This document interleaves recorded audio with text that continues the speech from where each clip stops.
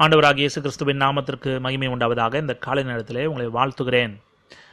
பிசாசு இந்த கடைசி நாட்களிலே எந்த ரூபங்களிலே வந்து ஆண்டுடைய பிள்ளைகளை வஞ்சிக்கிறான், பாவத்திலே தள்ளுகிறான் என்கிற தலைப்பிலே கடந்த 4 நாட்களாக நாம் அநேக காரியங்களை வேதத்தின் அடிப்படையிலே பார்த்து வருகிறோம். இதிலே கடந்த 3 நாட்களாக நாம் பார்த்து வருகிற குறிப்பிட்ட காரியம், பிசாசு எந்த ரூபத்தில் வருகிறான், 2வது ரூபம் என்ன, he comes as a deceiving wolf. அவன் வஞ்சிக்கிற ஓநாயை போல வருகிறான், பட்சிக்கிற ஓநாயை போல வருகிறான், ராவனஸ் உல்ஃப்ஸ். கள்ளத்திற்கரசிகள் ரூபத்திலே வந்து பிசாசு அவனுடைய வேலையை வெற்றிகரமாக செய்து கொண்டிருக்கிறான் என்று தான் நாம் சொல்ல முடியும். அப்போ பாருங்கள், அநேக காரியங்களை இந்த கடந்த 3 நாட்களாக நாம் பார்த்துருக்கிறோம். இது எல்லாவற்றையும் நாம் மனதில் வைப்போம். இன்றைக்கும் நாம் குறிப்பிட்ட வேத பகுதியை வாசித்து அதிலிருந்து சில காரியங்களை தியானிக்க போகிறோம். அப்போஸ்தலர் நடபடிகள் 20ஆம் அதிகாரம் 28ஆம் வசனத்திலிருந்து 32ஆம் வசனம் வரைக்கும். ஆகையால் உங்களை குறித்தும் தேவன் தம்முடைய சுய ரத்தத்தினாலே சம்பாதித்து கொண்ட தமது சபையை மெய்ப்பதற்கு பரிசுத்த ஆவி உங்களை கண்காணிகளாக வைத்த மந்தை முழுவதையும் குறித்தும் எச்சரிக்கையாயிருங்கள். நான் போன பின்பு மந்தையை தப்பவிடாத கொடிதான ஓநாய்கள் உங்களுக்குள்ளே வரும். உங்களிலும் சிலர் எழும்பி சீஷர்களை தங்களிடத்தில் இழுத்து கொள்ளும்படி மாறுபாடானவைகளை போதிப்பார்கள் என்று அறிந்திருக்கிறேன். ஆனபடியால் நான் 3 வருஷ காலமாய் இரவும் பகலும் கண்ணீரோடு இடைவிடாமல் அவனவனுக்கு புத்தி சொல்லி கொண்டு வந்ததை நினைத்து விழித்திருங்கள். இப்பொழுதும் சகோதரரே, நீங்கள் பக்தி விருத்தி அடையவும் பரிசுத்தமாக்கப்பட்ட அனைவருக்குள்ளும் உங்களுக்கு சுதந்திரத்தை கொடுக்கவும் வல்லவராயிருக்கிற தேவனுக்கும் அவருடைய கிருபையுள்ள வசனத்துக்கும் உங்களை ஒப்பு கொடுக்கிறேன். இந்த இடத்துல அப்போஸ்தலனாகிய பவுல் எபேசு பட்டணத்தில் இருக்கிற சபையில் உள்ள மூப்பர்களுக்கு சில வார்த்தைகளை உற்சாகமாகவும் சொல்கிறார், அதே சமயத்திலே எச்சரிப்பாகவும் சொல்லுகிறார். அப்போ இந்த எச்சரிப்பின் வார்த்தைகள் என்ன சொல்லுகிறார் பவுல்? நான் போன பின்பு மந்தையை தப்ப விடாத, அதாவது மந்தை என்று அவர் இந்த இடத்துல சொல்லும் பொழுது அவர் ஆட்டு மந்தையை சொல்லவில்லை, எழுத்தின்படியான மந்தை அல்ல, நமக்கு புரிந்திருக்க வேண்டும். இது மந்தை என்பது த ஃப்ளாக், ஆண்டவருடைய சபைக்குள்ளாக இருக்கிற அந்த விசுவாசிகள், அந்த சகோதரர்களை தான் பவுல் மந்தை என்று சொல்லுகிறார். தேவன் தம்முடைய சுய ரத்தத்தினாலே சம்பாதித்து கொண்ட அவருடைய சபையை மெய்ப்பதற்கு பரிசுத்த ஆவி இந்த மூப்பர்கள் எல்லாவரையும் கண்காணிகளாக வைத்திருக்கிறார் என்று பவுல் சொல்கிறார். அப்போ அந்த மந்தை முழுவதையும் குறித்து எச்சரிக்கையாயிருங்கள் என்று பவுல் ஒரு வார்னிங், ஒரு எச்சரிப்பின் வார்த்தையை சொல்கிறார். காரணம் என்ன? நான் போன பின்பு பவுல் அந்த பட்டணத்தை விட்டு போகிறார். அந்த போன பின்பு என்ன நடக்க போகிறதா? மந்தையை தப்ப விடாத கொடிதான ஓநாய்கள் உங்களுக்குள்ளே வரும். அப்போ இது எந்த ஓநாய்களை குறித்து பவுல் இந்த இடத்துல சொல்லுகிறார்? எழுத்தின்படியான ஓநாய்கள் அல்ல. It is not a literal wolf. அப்போ இந்த என்ன ஓநாய்கள்? கள்ள தீர்க்கதரிசிகள் ரூபத்திலே, கள்ள போதகர்கள் ரூபத்திலே வருகிற ஓநாய்களை குறித்து தான் பவுல் இந்த இடத்துல சொல்லுகிறார். அப்போ அந்த ஓநாய்கள் வெளியிலிருந்து வருகிறதை மாத்திரமல்ல பவுல் சொல்லவில்லை, அடுத்த வசனத்திலே சொல்கிறார், உங்களிலும் சிலர் எழும்பி.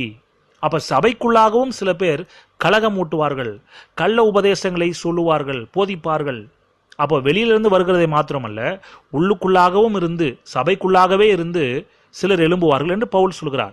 சீஷர்கள் இவர் என்ன செய்கிறார்களாம்? இந்த கள்ள திருக்கரசிகள், கள்ள போதகர்கள், கள்ள அப்போஸ்தலர்கள் எல்லாரும் சீஷர்களை தங்களிடத்தில் இழுத்து கொள்ளும்படி, தங்களிடத்தில், நன்றாக கவனிக்கணும் அந்த வார்த்தையை, ஆண்டவர் பக்கமாக இவர்கள் இழுக்க மாட்டாங்க, தங்கள் பக்கமாக இழுத்து கொள்வார்கள். மாறுபாடானவைகளை போதிப்பார்களாம். மாறுபாடானவைகள் எவைகளெல்லாம் மாறுபாடானவைகள்? வேதத்திற்கு புறமான எல்லா காரியங்களுமே மாறுபாடானவைகள், இவைகளை தான் போதிப்பார்களாம். பவுல் இந்த மூப்பர்களிடத்திலே 1 நாள் 2 நாள் இல்லை, 3 வருஷ காலமாக இரவும் பகலும் கண்ணீரோடு இடைவிடாமல் அவனவனுக்கு புத்தி சொல்லி கொண்டு வந்ததை நினைத்து விழித்திருங்கள். Watch out, watch out, do not be deceived. வஞ்சிக்கப்படாதிருங்கள், விழித்திருங்கள். நான் கண்ணீரோட 3 வருஷ காலம் அளவும் எல்லாருக்கும் புத்தி சொன்னேனே, ஆலோசனையாய் சொன்னேனே, இந்த கள்ளத்திற்கரசிகள் வருவார்கள், ஓநாய்கள் வரும், கள்ளத்திற்கரசிகளுக்கு எச்சரிக்கையாயிருங்கள், அவர்கள் ஆட்டுத்தோலை பொறுத்து கொண்டு வருவார்கள், ஆனால் உள்ளத்திலோ பட்சிக்கிற ஓநாய்கள் என்று பல எச்சரிப்பின் வார்த்தைகளை சொல்லியிருந்தும் அந்த காலகட்டத்திலே பவுலுடைய நிலைமை எப்படி இருந்தது கொஞ்சம் யோசித்து பாருங்க.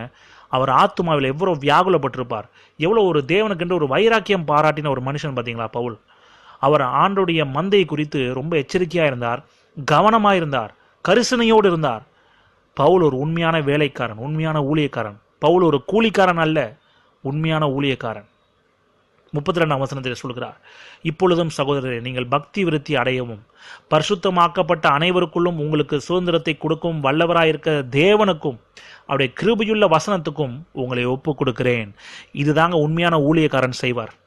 இதுதான் உண்மையான ஊழியக்காரர் செய்வார். பக்தி விருத்தி அடைய செய்வார். பரிசுத்தமாக்கப்பட்ட அனைவருக்குள்ளும் உங்களுக்கு சுதந்திரத்தை கொடுக்கும் வல்லவராயிருக்கிற தேவனுக்கு நம்முடைய வாழ்க்கையை அவர் ஒப்பு கொடுப்பார். தேவன் பக்கமாய் திருப்புவார் ஜனங்களை. அவருடைய சத்தியம் நம்மை ஆண்டவர் பக்கமாக திருப்ப வைக்கும். அதுதான் உண்மையான சத்தியமாக இருக்கிறது. அதுதான் உண்மையான ஊழியக்காரனுடைய சத்தியம். தேவனுக்கும் அவருடைய கிருபையுள்ள வசனத்துக்கும் உங்களை ஒப்பு கொடுக்கிறேன். ஆனால் கள்ள தீர்க்கதரிசி என்ன செய்கிறான்? 30வது வசனத்தில் பாருங்கள், சீஷர்களை தங்களிடத்தில் இழுத்து கொள்ளும்படி. இதுதான் வித்தியாசம். ஒரு உபதேசம் மனிதர் பக்கமாய் நம்ம இழுக்கிறதுனா அந்த உபதேசம் ஆண்டவர்கிட்ட இருந்து வந்த உபதேசம் அல்ல. அது ஒரு கள்ள உபதேசம். அது பிசாசின் உபதேசம். ரொம்ப ஜாக்கிரதையாக இருக்கணும் பாருங்கள். அந்த கடைசி நாட்களிலே எபேசு சபையில் உள்ள மூப்பர்களை பார்த்து பவுல் கண்ணீரோடு இந்த வார்த்தைகளை சொல்கிறார். அந்த சபைக்கு கண்ணீரோடு இந்த வார்த்தைகளை சொல்கிறார். அப்போ இப்படிப்பட்ட ஒரு ஆத்தும பாரம் நிறைந்த ஒரு ஊழியக்காரன் பாருங்கள் பவுல். இந்த கடைசி நாட்களிலும் அநேகர் இந்த கள்ள தீர்க்கதரிசிகள் பின்பாக ஓடிக்கொண்டிருக்கிறார்கள். அவர்களை குறித்து நாம் ரொம்ப எச்சரிக்கையாக இருக்கணும். நாம் இப்படிப்பட்ட வஞ்சனைக்குள்ளாக போக வேண்டாம் என்று சொன்னால் நாம் செய்ய வேண்டிய காரியம் என்ன? கள்ள தீர்க்கதரிசிகளுக்கு விலகி இருக்கணும். ஆனால் மத்தேயு சுவிசேஷம் 7ஆம் அதிகாரத்தில் சொல்லப்பட்டிருக்கிறபடி அவருடைய கனிகளினாலே அவர்களை அறிவீர்கள். You will know them by their fruits. சோதிச்சு பாருங்கள். எதை வைத்து சோதிச்சு பார்க்கணும்? நான் ஆரம்பத்திலே சொல்லியிருக்கிறேன். என்னுடைய சொந்த விருப்பு வெறுப்பு அதை வைத்து மையமாக வைத்து சோதிப்பதல்ல. ஆண்டுடைய வார்த்தையை வைத்து நான் சோதித்து பார்க்கும் பொழுது சில காரியங்கள் ஆண்டுடைய வார்த்தையிலே எழுதப்படவில்லை. இவர்களுடைய பழக்க வழக்கங்கள், இவர்களுடைய பிஹேவியர், அவர்களுடைய நடவடிக்கைகள் ஆண்டுடைய வார்த்தைக்கு ஏற்றவாறு போர் இல்லை என்று சொன்னால் நிச்சயமாக நாம் நிராகரிக்க வேண்டும். இதை நாம் செய்ய தவறினால்தான் நாமும் வஞ்சிக்கப்பட்டு போய்விடுவோம். ரொம்ப ஜாக்கிரதையாக இருக்கணும். இதுவரைக்கும் இந்த தியானத்திலே நாம் பிசாசு எந்தெந்த ரூபங்களில் வருகிறான்? 2 ரூபத்தை முடித்திருக்கிறோம். முதலாவதாக he comes as a devouring lion, கெர்ச்சிக்கிற சிங்கம் போல, ரோரிங் லயன், கெர்ச்சிக்கிற சிங்கம் போல, விழுங்குகிற சிங்கம் போல அவன் வருகிறான். 2வதாக டிசீவிங் உல்ஃப், ராவனஸ் உல்ஃப்ஸ், பட்சிக்கிற ஓனாய், இல்லாவிட்டால் வஞ்சிக்கிற ஓனாயின் ரூபத்திலே பிசாசு வருகிறான் என்று பார்த்திருக்கிறோம். நாம் இந்த சிந்தனையோடு இன்றைக்கு முடிக்க போகிறோம். நாளை தினத்திலே பிசாசனுடைய 3வது ரூபம் எப்படி வருகிறான் என்று நாளை தினத்திலே பார்க்கலாம். இன்றைக்கு ஆண்டவர் அவருடைய கிருபையினால் நம்மை நடத்துவாராக. ஆமென்.